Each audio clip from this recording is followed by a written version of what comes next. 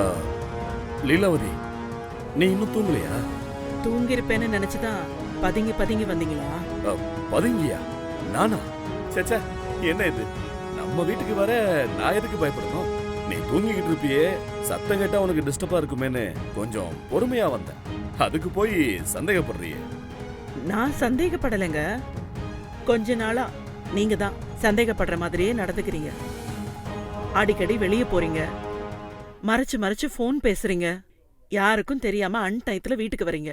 லீலாவதி, நீ நினைக்கிற மாதிரி எதுவுமே இல்லம்மா. நான் தான் உனக்கு துரோகம் பண்ற மாதிரி எதுவுமே பண்ண மாட்டேன்னு கற்பூரம் அடிச்சு சத்தியம் பண்ணி கொடுத்துருக்கேன்ல. அதுக்கப்புறமும் என்ன சந்தேகப்பட்டா எப்படி? நான் இப்பவும் சொல்றேன், உன்னை மீறி நான் எந்த தப்பும் பண்ண மாட்டேன். தேவையில்லாம மனசை போட்டு குழப்பிக்காம தூங்கு. சரி, நான் உங்களை நம்புறேன். முதல்ல நீங்க வீட்டுக்கு ஏன் லேட்டா வந்தீங்க, அதுக்கு பதில் சொல்லுங்க. என்ன பதிலே காணோம்?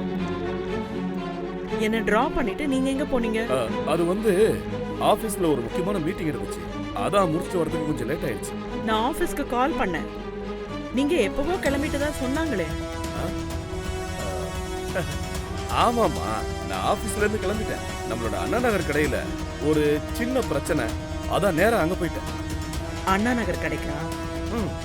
அங்க எத்தனை மணிக்கு போனீங்க?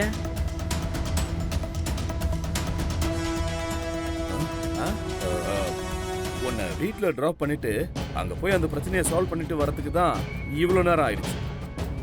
என்ன பண்றது, எல்லாத்துக்கும் நானே ஓட வேண்டியதா இருக்கு.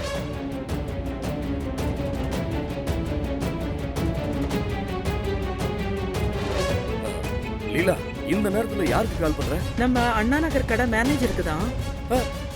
லீலா, இந்த நேரத்துல ஏமா வந்து கால் பண்ற? மணி 12 ஆயிடுச்சுமா. இந்த நேரத்துல கால் பண்ணா ஏதாவது நினைச்சுக்க போறாரு. எதுவா இருந்தாலும் நாளை காலையில பேசிக்கலாமே. பரவாயில்லைங்க, நம்ம மேனேஜர் தானே, அதெல்லாம் ஒன்னும் நினைக்க மாட்டாரு. நான் அவர்கிட்ட கேக்குறேன். லீலா லீலா, இதுக்கு மேல நான் உங்ககிட்ட எதையும் மறைக்க விரும்புறேன். நான் உண்மையை சொல்லிடுறேன்.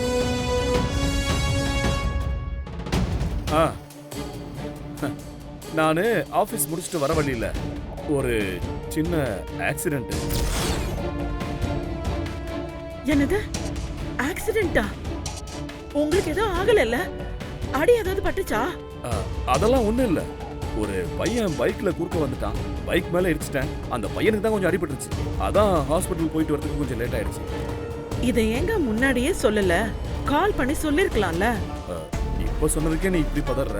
கால் பண்ணி சொல்லிருந்தா எனக்கு என்னாச்சோ ஏதாச்சும் ரொம்ப பயப்படுவல்ல, அதான் சொல்லல. நீங்க நிஜமா தான் சொல்றீங்களா?